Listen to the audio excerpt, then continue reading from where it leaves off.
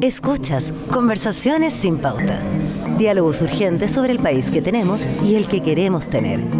Un podcast de Pauta 100.5 con Claudia Álamo. Eficiencia, eficacia son palabras que se ocupan a veces para hablar de cómo los sistemas democráticos le están respondiendo a la ciudadanía. ¿Está haciendo la democracia sentido en las grandes mayorías? ¿Le resuelven sus problemas? Pero junto con esto y a la par, también hay liderazgos políticos que empiezan también a poner en jaque o a craquelar también estos sistemas democráticos. Daniel Matamala, valdiviano, como él se define, periodista, escritor, columnista, acaba de sacar uno de una saga de libros, el último, Cómo destruir la democracia, de Editorial Planeta. Avanza un poquito en esa línea y lo cristaliza también en liderazgos, en 5 liderazgos, como para poder explicar y darle forma y terreno a lo que implican liderazgos populistas en la región y en el mundo. Y no lo hace solo desde la academia, lo hace también desde el callejeo, desde el reporteo. Y eso tiene un valor muy importante en el periodismo. Estas son Conversaciones sin Pauta. Daniel Matamala, qué bueno tenerlo por acá. Hola Claudia, muchísimas gracias por la invitación. Y claro, el callejeo es la base del periodismo. El callejeo es la base. Es muy importante y es la base de este libro también. Y hace también, yo creo, un pie muy interesante en que uno puede entender quizá el fenómeno, que es uno de los puntos que tú haces también muy interesante en tu libro, cuando pones la mirada en tendencias autoritarias o abiertamente dictatoriales como Nayib Bukele en El Salvador. Bueno, Manuel López Obrador en México, que ya no está, pero de alguna manera quedó una estela de su legado. Javier Milei en Argentina, que acaba de tener un batatazo ahí. Donald Trump en Estados Unidos, Nicolás Maduro en Venezuela. ¿Para qué explicar más? Queremos decir que aquí probablemente este tipo de dictaduras, si podemos llamarlas así, no son ni de izquierda ni de derecha. Tienen que ver con otro tipo de caudillismo. Sí, son todos ellos caudillos y la base del libro parte en decir que hay elementos muy comunes en todos ellos y que esto es una especie de pendiente resbaladiza, porque claro, no es lo mismo México, donde López Obrador terminó entregando el poder, por ejemplo, aunque creo que debilitando la democracia de muchas maneras, que Venezuela, donde hay una tiranía instalada que se roba las elecciones impunemente, claro, que se basa en represión, etc. Pero el punto es que Venezuela no llegó aquí de un día para otro. Fueron 25 años durante los cuales se fueron acumulando evidencias de que la democracia se estaba erosionando siguiendo un manual muy parecido al que han seguido de alguna manera en México, en Argentina, en Estados Unidos, ni hablar, y sin duda en El Salvador. ¿Cuál es ese manual?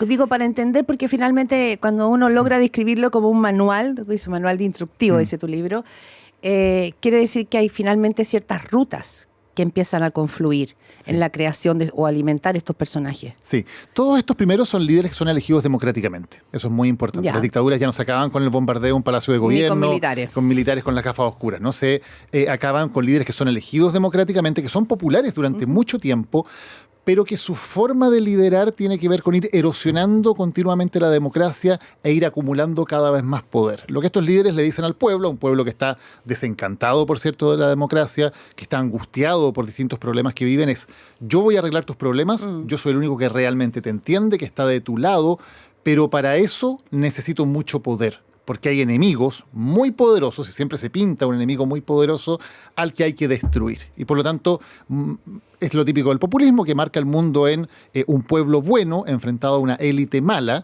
Este líder, por cierto, es parte de ese pueblo bueno, lidera ese pueblo bueno y por lo tanto tiene que destruir a esta élite mala.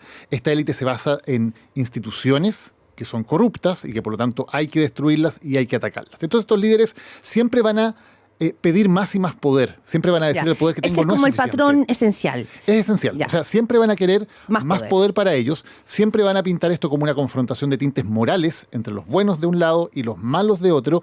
Y siempre van además a hacer que el pueblo desconfíe de cualquier fuente alternativa de verdad. Eso es muy importante. Estos líderes siempre reclaman para sí el monopolio de la verdad y no entienden la democracia como un sistema en el cual hay personas que piensan distinto y eso es legítimo. La persona que piensa distinto siempre es un monstruo moral, siempre es más que un adversario, un enemigo. Siempre es alguien a quien hay que destruir. Y por lo tanto hay una falta de tolerancia al disenso y a la crítica que también uno la puede ver en todos estos líderes. Daniel, pienso en estos líderes en los que tú pusiste foco, ¿no? Porque además hay que decir que este libro tú lo hiciste caminando por El Salvador, caminando por Venezuela, y quiero registrar algo ahí. Uno, ¿cuántos de estos personajes se envuelven en un halo medio carismático, religioso, iluminado? Chávez era evidentemente un personaje iluminado. Javier Milei no sé si corre por ese track, pero recoge algo de lo que tú dices finalmente, de poner a los malos como la casta de una manera, y él como el único salvador posible, digamos, frente a un kirchnerismo que la ciudadanía también ya descree. Donald Trump no se instala de una cosa religiosa, pero se instala como de que yo sí te entiendo y yo te voy a llevar a ser grande de nuevo. AMLO sacaba crucifijo en su... Entonces, ¿cuánto...? Esto no depende solo de la decisión de ser autoritario, depende de un despliegue como medio religioso, carismático. Hay algo ahí como en otra esfera de lo que el ciudadano busca en un líder. Sí, de hecho el libro parte un poco en esa constatación, ¿no? Yo parto de constatar como dos personas comunes y corrientes, digamos, una de ellas en Salvador, otra de ellas en Venezuela, me habla con palabras casi calcadas de estos líderes carismáticos, en un caso Bukele, en otro caso Chávez, que son enviados de Dios, que están al nivel de Jesucristo y que han venido como a salvarlos, como una especie de Mesías, ¿no? Entonces está este elemento. Está presente en todos ellos de maneras distintas. Milei, tú puedes decir un liderazgo más laico, pero él habla de las fuerzas del cielo y cita constantemente, se compara con Moisés, cita la Biblia en hebreo para decir que las fuerzas del cielo están de su lado. Eso fue en la campaña, se me había olvidado ese arraigo y como también se trató pésimo al Papa, ¿no? También en su minuto. Dijo que era el enviado del maligno. Exactamente, sí. Trump también, toda su base es profundamente religiosa y lo instala a él como una especie de también mesías, de un renacimiento religioso con él. En el caso de Chávez y Maduro ni hablar, además a Maduro todavía se le aparece Chávez como un pajarito que le habla, ¿no? Y Bukele también, o sea, todos ellos tienen elementos religiosos muy profundos, porque lo que yo digo es que ellos logran construir una relación de amor entre el pueblo y su líder. No es sencillamente la relación de que yo voy a votar por alguien porque creo que es el que puede solucionar algunos problemas. Ni siquiera es solamente demagogia. Hay demagogia, pero eso no es lo principal. No es solamente el decir tengo soluciones mágicas. Hay algo que es mucho más profundo. Es decir, hay una relación de amor. Yo soy alguien que realmente te ama. Yo soy un líder que estoy dispuesto a hacer un sacrificio gigantesco por ti porque me importas muchísimo. Y ese amor también pide mucho de vuelta. Tiene que ser un amor incondicional. Lo pide todo. Lo pide todo, ¿no? Como en la epístola de San Pablo, ¿no? Todo lo soporta, todo lo aguanta, todo lo espera, ¿no? Porque no es sencillamente, oye... Y te doy todo el poder porque sé que tú me vas a salvar. Por supuesto. No es sencillamente yo voto por ti, vamos viendo, y si en 1 o 2 años más no me gusta, bueno, entonces te quito. No, esto es una relación de amor muy profunda. Y ese amor, la contraparte que tiene es el odio. Porque el líder dice, tú tienes que amarme a mí, yo te amo a ti, tenemos una relación de esa profundidad, y también con la misma profundidad yo necesito que odies a nuestros enemigos, que nos quieres destruir. Y siempre el lenguaje hacia los adversarios y hacia los críticos es un lenguaje de odio. No es sencillamente decir, esta gente está equivocada o esta gente piensa distinto. No es un ninguneo. No. Es un odio. Y el tipo de frases, el tipo de palabras que utilizan, todos ellos, Milei probablemente es el más estrambótico en ese sentido, Trump, pero todos ellos hablan de un odio profundo hacia quienes ellos ven como personas moralmente defectuosas, no solamente como personas que piensan distinto. Y lo hablaba un poquito previo a la entrevista, no sé si en relación al libro mismo, pero sí también hay algo en el lenguaje de estos caudillos que es como que se acaba el pudor en la política, como que al referirte al otro hay una cierta agresividad, casi una falta de humanidad. Y eso probablemente es nuevo en la política y en el mundo. Que tu manera de referirte al otro, tu manera de hablarle a esos otros es como sacar la rabia de raíz y poner en escena, sin pudor ninguno, como con desfachatez. Ha pasado ahora en Chile con el tema de la discusión sobre derechos humanos. Hay cosas que no se habían dicho nunca. Hay creo, una reivindicación de la crueldad como sinceridad, ¿no? Como que parece que como ya no vamos a ser políticamente correctos, no vamos a medir el lenguaje, sino que vamos a competir por quién es más cruel, quién deshumaniza más al otro. Y eso es lo que pasó en el fascismo en los años 20, en los años 30 en Europa, la deshumanización, y sabemos en qué terminó. Y hoy día eso está, o sea, en el mileísmo se habla de los cucas, las cucarachas, ¿no? Para referirse a personas que piensan distinto. Ni hablar del lenguaje como que, por ejemplo, Trump habla de los inmigrantes, que los deshumaniza completamente, habla de animales constantemente, dice que se comen a las mascotas, o sea, los pone como subhumanos. Los nazis hablaban de Untermenschen, ¿no? Personas que están bajo la humanidad. Y hoy día estamos viendo de nuevo eso, de una manera muy, muy clara. Lamentablemente en Chile también, y lo conversábamos un poquito fuera de micrófono, ese tipo de lenguaje de la crueldad también, ¿no? Como de ver que hay gente que por su situación migratoria, por ejemplo, o por la forma de pensar, son menos que humanos o no deben ser tratados con humanidad, también está empezando a ganar tracción. Y entonces hay algunos que dicen, como si fuera una especie de gracia, de choreza, por ejemplo, que a los niños ilegales no tienen que tener derecho a salud ni a educación. O sea, partamos de la base, niños ilegales. Un niño puede estar en una situación migratoria irregular, de la cual además, por cierto, no tiene ninguna responsabilidad, porque él no ha elegido nada en su vida, está donde está por decisiones de otros. Pero ¿cómo vamos a decir que un niño es ilegal, por ejemplo? ¿No? Y va a ser eso, además, la razón para negarle acceso a prestaciones humanas básicas en las cuales un niño, por supuesto, que tiene derecho a tener una atención de salud o por supuesto que tiene derecho a tener una educación, ¿no? Pero de alguna manera se está poniendo de moda llevar el nivel de dureza a una crueldad que parece no tener límites en cuanto a cómo tratamos a los otros. Ya, después voy a volver al tema de analizamos los caudillos, después analicemos el pueblo, porque finalmente para que crezca la flora hay un terreno, ¿no es cierto?, abonado. Pero para concentrarme en eso, si tú viste sintomatología en El Salvador, en México, en Estados Unidos, en Argentina, lo estamos viendo todo, ¿qué tan cerca estamos en Chile de caer en ese terreno? No sé si hablar de abismo, pero me atrevería a hablar de abismo. Sí. En primer lugar, yo creo que hay cosas que evidentemente son buenas todavía en Chile, que tenemos que rescatarlas, ¿no? Primero hay un Estado de Derecho que todavía funciona, hay división de poderes, el gobierno no tiene un poder ilimitado, la oposición puede hacer su trabajo, hay libertad de prensa, libertad de crítica, todo eso funciona. Hay jueces y fiscales que son, con todos los problemas que tenemos, relativamente independientes. Hay además todavía, creo, un cierto respeto por el lenguaje, por el diálogo, por ciertas instituciones y ciertas prácticas, ¿no? Todavía entendemos que las elecciones son limpias, todavía entendemos que el traspaso de poder se hace de una manera democrática. O sea, todo eso es bueno y lo tenemos todavía en Chile. Y funciona. Y todavía está funcionando y eso hay que cuidarlo y valorarlo muchísimo. Ahora, evidentemente el terreno está muy abonado para este tipo de liderazgo, lo estamos viendo hasta cierto punto en la campaña, porque hay una desafección muy grande de la gente con la democracia. Y, por ejemplo, la última encuesta CEP muestra que la cantidad de gente que dice la democracia siempre es la mejor forma de gobierno ya está por debajo del 50%. Y hay una cantidad eso ha ido al alza. La encuesta se viene midiéndose ya hace un rato importante. Y eso es muy preocupante, por supuesto. Cuando se le pregunta a la gente si un líder autoritario o un liderazgo democrático es el más eficiente para combatir la inseguridad, que es el principal problema de los chilenos, una mayoría dice que el líder autoritario es más eficiente. Eso es muy preocupante. O sea, hay un terreno abonado y en la medida en que haya un terreno abonado, o sea, que haya de alguna manera una demanda por este tipo de liderazgos, la oferta comienza a aparecer necesariamente. Y en tu reporteo, el tema de la seguridad es un tema clave como factor para la emergencia de este tipo de caudillos. Estoy pensando derechamente en Bukele, digamos, que representa, que cristaliza, ¿no es cierto?, a ese líder que te ofrece toda la seguridad, pero que es capaz de pasar por arriba de toda consideración humana respecto, ¿no es cierto?, de cómo tú encarcelar a las personas.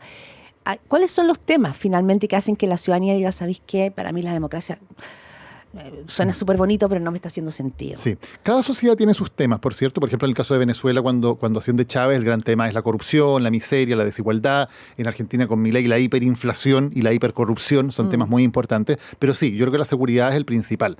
El caso de Bukele es el más importante. ¿Y por qué es la seguridad? Bueno, porque, Trump también será con... Hasta cierto punto. Yo creo que también hay muchos temas que tienen que ver con el racismo en Estados Unidos, que se mezclan ahí un poquito con la inmigración y se usa la carta de la seguridad. Pero la seguridad, ¿por qué es tan importante?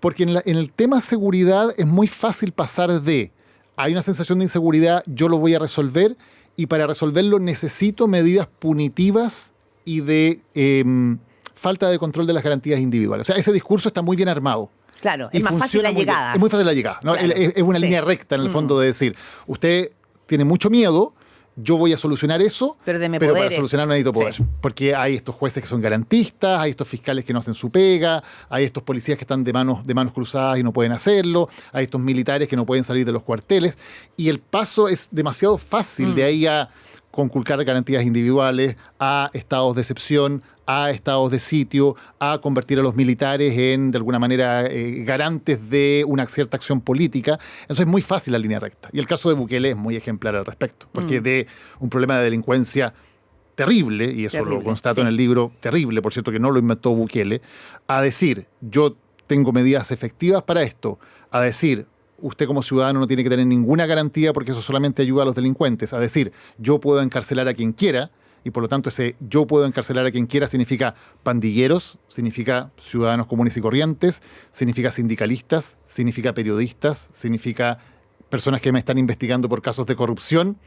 Bueno. Es muy fácil, y eso es lo que ha hecho Bukele. Estás escuchando un podcast original de Radio Pauta 100.5. Y ahí también, Daniel, entra el tema de la prensa, porque yo creo que también es un factor. No, te decía recién, no me parece que sea como una defensa corporativa, sino como algo que tiene que ver con la democracia. Que pensar que una democracia no requiere resortes que tengan que ver con fiscalización, con cuestionar al poder, con poner luz sobre zona oscura, es como no entender el rol del periodismo. Los dos somos apasionados de este oficio. Pero uno empieza a ver que también parte, digamos, de los discursos que se instalan es poner es poner una duda, un cuestionamiento de esta ciudadanía frente a la prensa. O sea, quiero ponerte mi verdad, pero para eso tengo que también, ¿no es cierto?, desacreditar la verdad de otro. El caso de los periodistas en El Salvador, El Faro, que ha sido el primero que empezó a hablar, ¿no es cierto?, de la manera en cómo Bukele empezaba a excederse en sus atribuciones y los pactos que hacía también, ¿no es cierto?, con los líderes de las pandillas. Tienen que vivir en el exilio. Claro. ¿Para qué hablar de Nicaragua? Digamos que es un caso probablemente con una dictadura más pura, pero que ha exiliado a todo el mundo. Argentina, cuando Milei te dice no odiamos lo suficiente a los periodistas, Donald Trump. Entonces, hay ahí también algo, no sé cómo lo estás viendo tú, ¿no? Como un factor más que alimenta este caldo de cultivo. Sí, es un factor crucial, porque uno de los elementos principales, constituyentes de estos liderazgos es que ellos reclaman el monopolio de la verdad. O sea, ellos en esta relación de amor y odio dicen, yo soy la única fuente de la verdad y cualquiera que contradiga mi verdad es un enemigo que hay que destruir. Y eso es muy sistemático. En todos estos liderazgos se da de manera sistemática. Y por lo tanto, no solamente se ataca a la prensa, se ataca a cualquier institución que tradicionalmente en las sociedades liberales, democráticas, se ha entendido que tiene por una de sus labores buscar la verdad, ¿no? Y entregar y difundir esa verdad. Entonces, hay los periodistas, los medios de comunicación, los científicos, totalmente, los académicos, es verdad.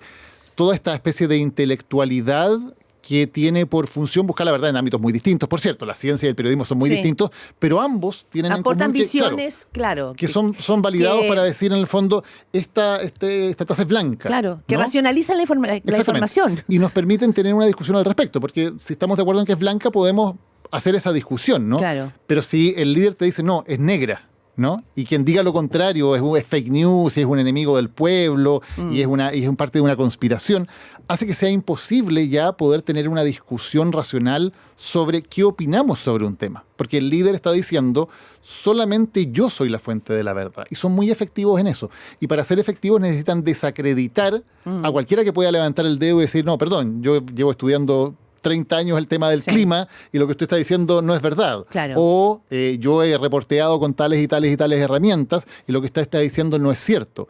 Cuando logran desacreditar a cualquier fuente alternativa de realidad, a cualquier fuente alternativa de información, los líderes ya tienen gran parte del trabajo hecho. Y eso se ve muy claramente en Estados Unidos. Ahí el ejemplo es de libro. O sea, Trump ya llega al nivel de decirle a la gente, miren, el precio de la gasolina es X. Y eso es demostrablemente falso. O sea, cualquier persona puede ir a la gasolinera y decir, no cuesta X, cuesta Y. Pero Trump ya está tan seguro de que para sus fanáticos, digamos, él es la fuente única de la verdad, que ya miente sobre asuntos que son así de demostrables que son falsos. El precio de la gasolina, el precio de los huevos, que no hubo realmente una toma del Congreso, del Capitolio, sino que fue, lo dijo hace poco, ¿no? Fue realmente algo hecho por el FBI de Biden. Siento que Biden ni siquiera estaba en el poder en ese momento, en el poder estaba Trump. Pero ya es tal el nivel de seguridad que él tiene, de que ha desacreditado como fake news cualquier otra fuente, que él es capaz de decir lo que sea. Y entiende que se sale con la suya, porque hay un 40, 45, 50% de la población que va a creerle, no importa cuán falso y cuán evidentemente sea falso lo que diga. ¿Sabes qué? Y quizá otra cosa nueva también no es solamente que ya pongas a competir las verdades o las mentiras. Echa a correr las mentiras y las verdades. Están las redes sociales también que permiten, nos facilitan esto. Es que hay un tono de amedrentamiento respecto del otro. Lo podemos ver en los debates. Sí. Que yo te cuestiono, pero amedrentándote, cuestionándote. Entonces, ahí cuando la fricción es cuerpo a cuerpo, también pones, digamos, a la verdad en otro lugar. Porque ya no estamos haciendo una discusión racional de las cosas, sino que tiene que ver, ¿no es cierto?, con una discusión sin límites, sin protocolos, sin rompiendo lo relacional. Y no es realmente una discusión sobre temas, es una descalificación personal del otro, ¿no? Porque el otro, de nuevo, no es válido. Si una persona está criticando o está mostrando antecedentes que cuestionan lo que yo digo, no es porque esa persona tenga antecedentes o esté haciendo su trabajo, es porque esa persona es un enemigo al que hay que destruir. Y eso llega a niveles muy, muy, muy impresionantes. Yo pongo ahí, por ejemplo, el tema de López Obrador y sus mañaneras, ¿no? Que los presenta como una conferencia de prensa, pero en verdad son especies de diatribas de él, donde un rol fundamental lo tienen los medios de comunicación y los periodistas. Y, por ejemplo, él hablaba en términos muy, muy terribles de un periodista, Ciro Gómez Leiva, en México. Bueno, es decir, y el día después de que él hace una de sus mañaneras, a Ciro Gómez Leiva lo balean. Se salva porque andaba en una camioneta blindada. Y López Obrador sigue hablando en exactamente los mismos términos de él, de un periodista que había sufrido un intento de asesinato en un país donde decenas de periodistas son asesinados cada año. Y no le importa. Y de hecho, el día que yo fui a una mañanera, él volvió a hablar de Ciro Gómez Leiva, ¿no? Y de cómo era todos ellos eran parte de una conspiración, de la oligarquía, y estaban todos vendidos, etcétera. Entonces, cuando desde la presidencia se utiliza tal nivel de odio, o bueno, lo que tú contabas de Milei, ¿no? Que él usa como unas frases características, no se odia lo suficiente a los periodistas. Claro, es una manera de deslegitimarlos, porque después entonces Milei hace videos con inteligencia artificial, los difunde, incluso para engañar a los electores antes de las elecciones, diciendo se bajó tal candidato, no se bajó tal candidato, voten por él. Y claro, él dice, bueno, esto es parte del juego y así es como son las cosas. Y para eso necesita desacreditar a cualquiera que pueda decir, señor, este es un video hecho con inteligencia artificial, es mentira. Sí. Bueno, si tú levantas el dedo para decir eso, eres un enemigo y hay que destruirte. Sí. Daniel Matamala, ¿Cómo destruir la democracia? Es tu libro y es tu reporteo. Y hablamos, ¿no es cierto?, del poder, de cómo estos caudillos finalmente exigen, a cambio de seguridad, de decirte yo te cuido, el poder total.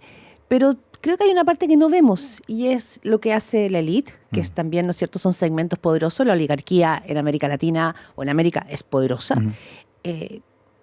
Como que no tiene rol, como que deja ser, como que no le importa o le gusta. Bueno, siempre estos liderazgos tienen pactos con sectores económicamente muy poderosos, ¿no? En algunos casos esos pactos son evidentes y muy claros y muy explícitos. Lo podemos ver con Milei o con Trump, que también se alía con cierta parte específica de la élite económica, o a otra parte de la élite económica de alguna manera la subyuga a través de la amenaza, ¿no? Pero siempre hay pactos. Chávez crea en torno a él lo que se llamó la boliburguesía, ¿no? La burguesía bolivariana, de ciertos sectores que entienden que está en su mejor interés aliarse al régimen, se alían con él y obtienen todas las ventajas de, en un régimen cada vez más arbitrario, obtener contratos estatales, obtener la posibilidad de controlar ciertos elementos de corrupción, de contrabando, del tráfico de combustible, etc. Entonces siempre hay un poder económico que sustenta a estos líderes. A veces tiene que ver con que la agenda de estos líderes se alinea casi perfectamente con la agenda de esos poderes económicos, y a veces tiene más que ver con que hay poderes económicos que, entendiendo que hay una oportunidad, se suben al carro de lo que están ofreciendo estos líderes y se convierten en los favoritos o los privilegiados. Porque ven oportunidades económicas también, digamos, por supuesto, ¿no es cierto? Claro. Tú decías una muy interesante entrevista que le diste a Andrés Gómez en La Tercera, decías, la élite política cree que puede manejar a los líderes autoritarios y esto lo primero que hacen es destruir a la élite. Sí. Me pareció que había un punto bien interesante en ese vértice que tú hacías. Es que es la historia de todo estos liderazgos. O sea, y si nos vamos al siglo pasado y vemos el ascenso, por ejemplo, de Hitler en Alemania, tiene que ver con que había una élite de la derecha conservadora que pensó que podía utilizar a esta persona para destruir al comunismo y que iba a ser un títere en sus manos, digamos, y todos sabemos en qué terminó eso. Y en todos estos casos ha pasado ello. O sea, todos estos líderes llegan a posiciones de poder porque hay una parte importante de la élite política que entiende que los puede utilizar, porque estos líderes son carismáticos, porque tienen una llegada directa al pueblo. ¿Y los pueden utilizar o es al revés? Es que eso es lo que estas élites piensan, pero después se dan cuenta de que han creado un Frankenstein que los destruye, ¿no? El caso de Chávez, por ejemplo. Chávez aparece dando un golpe de Estado contra el gobierno democrático de Venezuela, y él lo saca de la cárcel Caldera, que era un presidente que era el mayor representante como del viejo régimen y del establishment, pero que dice, prometo sacar de la cárcel a Chávez a cambio de que Chávez me apoye si yo llego a la presidencia. Y efectivamente llega a la presidencia.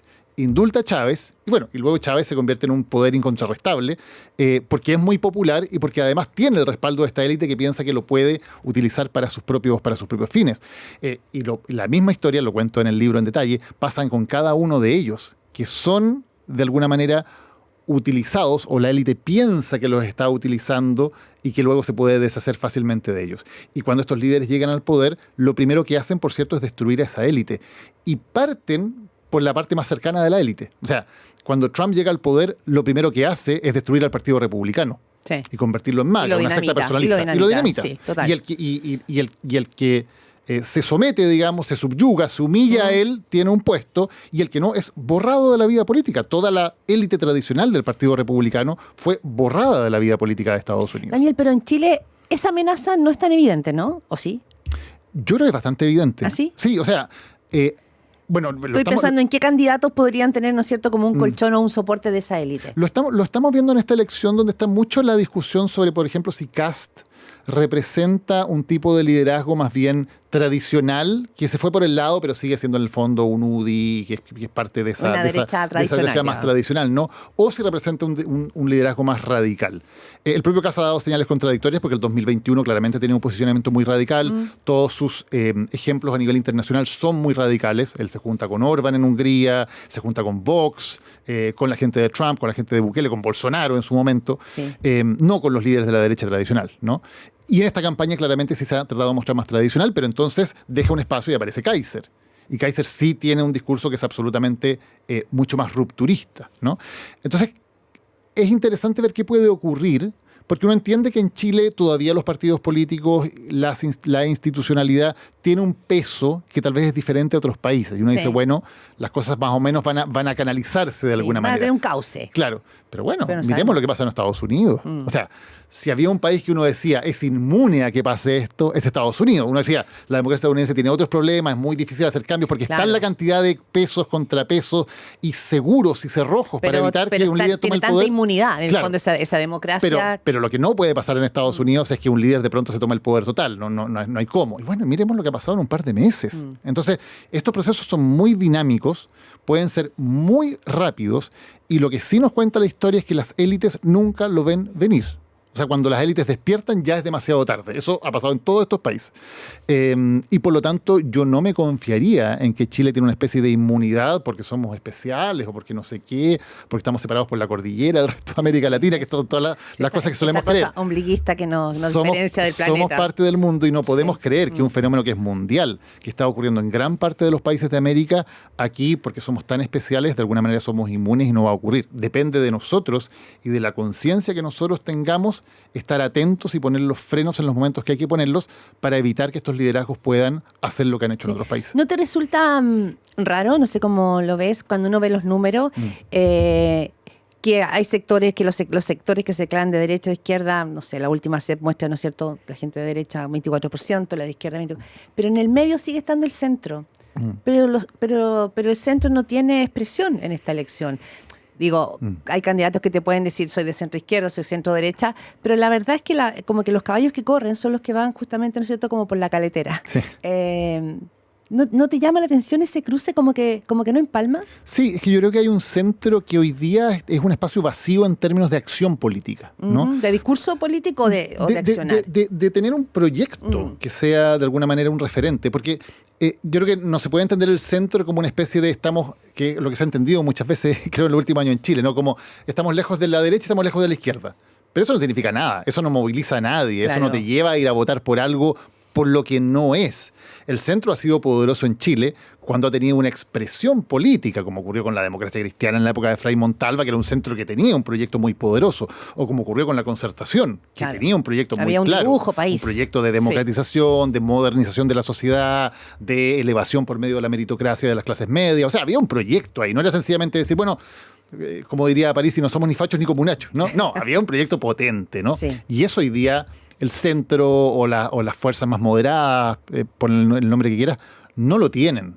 Y tú con un discurso de decir no soy ni lo uno ni lo otro, los extremos son malos, mejor que encontrémonos acá, eso no moviliza a nadie. Menos todavía en un momento en que existe el voto obligatorio, menos todavía en un momento en que por la fuerza de lo que está ocurriendo, por las redes sociales, los discursos tienen que ser muy movilizadores. Entonces, yo creo que hay una orfandad de proyecto y por lo tanto de liderazgos que puedan asumir ese proyecto. Y sí se ve, como lo que hizo en su momento el Frente Amplio en el año 2021 o lo que está haciendo hoy día Republicanos, donde se ven proyectos claramente definidos, que te podrán gustar o no, pero uno sabe más o menos qué es lo que están, lo que están proponiendo. Eso hoy día el centro no lo tiene. Hablamos de caudillos, hablamos de la élite, pero acá hay un actor importantísimo, que es la gran ciudadanía, que es la que permite finalmente, ¿no es cierto?, que crezcan los extremos, que crezcan los caudillos, que le quiten libertades, que la democracia no tenga un valor en su vida cotidiana, que son palabras que se ocupan mucho para hablar de esto. ¿Qué le pasa a esa gran ciudadanía, o a ese pueblo, como le dicen algunos, frente a estas amenazas? ¿Por qué la ciudadanía se enamora? ¿Por qué quiere creer en liderazgos tipo religiosos, ¿no es cierto?, darle esta cosa como de iluminado? ¿Por qué está prefiriendo a nivel mundial liderazgos más altisonantes que tranquilos, que moderados? ¿Qué crees tú que está pasando? Estoy pensando en los análisis sociológicos que se están haciendo en los países. ¿Por qué la gente está optando por esos caminos? Sí, para mí es el tema fundamental del libro. O sea, lo que más dedica este libro es precisamente ir a hablar con la gente, no desde una perspectiva de juzgarlas ni de decirlas cómo es posible que hayan hecho esto, sino de tratar de empatizar mucho con lo que están viviendo, con lo que está pasando y con las decisiones que toman, ¿no? Y un poco ir a terreno para tener esa empatía con la realidad. Mi conclusión es que hay una sensación de crisis muy profunda. Y cuando hay sensación de crisis, de alguna manera tú necesitas salir de eso creyendo muy fuertemente en algo o en alguien. Entonces hay una sensación de crisis que viene por un montón de lados, por la idea de que un poco se está derrumbando el mundo que conocíamos, ¿no? Porque los cambios tecnológicos son tan acelerados, porque la forma en que accedíamos a la información cambió también de pronto de la noche a la mañana. Los cambios de los medios de comunicación predominantes siempre provocan crisis políticas. Lo hablábamos del siglo XX, cuando aparecen los medios masivos como la radio, la televisión. Bueno, hoy día estamos en un cisma así de profundo. Cambia mi forma de entender la realidad, cambian las certezas que teníamos, cambia esta idea que teníamos durante mucho tiempo de que, bueno, hay un progreso en que las nuevas generaciones van a tener cosas que las anteriores no tuvimos, ¿no? Y por lo tanto, vamos para adelante de alguna manera con todos los problemas. Hoy todo eso está craquelado, todo eso no se ve tan claramente, no se ve un camino de progreso, se ve más bien una crisis muy profunda en la que no sabes en quién confiar, en la que se te está diciendo constantemente desconfía de todo, y yo creo que ahí hay una necesidad muy humana de decir necesito un terreno firme, necesito que alguien me dé una certeza. Y eso puede ser desde la religión, y en algunas partes se está viendo como una especie de resurgimiento religioso, ¿no? Hasta en proyectos artísticos se ve eso. O desde el punto de vista de estos liderazgos que son providenciales y que sí ofrecen esas certezas. Porque toda esta gente que habla con una claridad absoluta, que tú la escuchas y dices, este tipo tiene súper claro todo. Sabe cuál es el problema, sabe cuál es la solución, sabe todo, ¿no? Y los liderazgos más moderados o más democráticos suelen ser medios inciertos. Claro, porque te explican, mira, no está muy claro, si bien esto, también esto otro también es verdad. ¿Cómo es la realidad? Porque la realidad está llena de grises, ¿no? Sí. Y creo que en esta sensación de crisis nos está costando mucho asumir que esa es la realidad, que la realidad es compleja, que está llena de matices, que los problemas no tienen una solución, porque el problema de la delincuencia no se va a solucionar nunca. Lo que tú puedes hacer es ir controlando, ir mejorando, tomando iniciativas que demoran, que son de largo plazo. Entonces ese tipo de liderazgo frente a un líder que te va a decir, esto es súper fácil, yo esto lo voy a resolver en 5 minutos. Te cierra la frontera y se acabó. Es cosa de voluntad nomás. Claro. Y se cierra la frontera y da lo mismo. O si es de voluntad, o vamos a la Araucanía, conversamos y eso se acaba. Claro, es mano dura. De lado, ¿no? claro. O sea, son gente que habla con una certeza absoluta, que parece saber cuáles son los problemas y parece saber cuáles son las soluciones. Sabemos que eso no es verdad, pero da una sensación de alivio cuando hay una crisis de esta magnitud, de decir, al fin hay alguien que sabe, al fin hay alguien que me da certezas y que no me obliga a estar pensando en lo difícil que son las cosas, sino que me dice, esto es súper fácil y yo lo voy a resolver. Claro. Y puedo confiar. Daniel Matamala, con su libro Cómo destruir la democracia, un trabajo que parte reporteando en Venezuela, en El Salvador, pero por eso todo lo que hemos conversado, creo que todo esto va calzando, va cayendo como gotitas de agua sobre nuestro proceso político en curso. Así que muchas gracias porque nos permite también analizar, testear y vernos. Muchísimas gracias, Claudia, por la conversación. Un gusto como siempre. Esto fue Conversaciones sin Pauta. Diálogos urgentes sobre el país que tenemos y el que queremos tener. Con Claudia Álamo.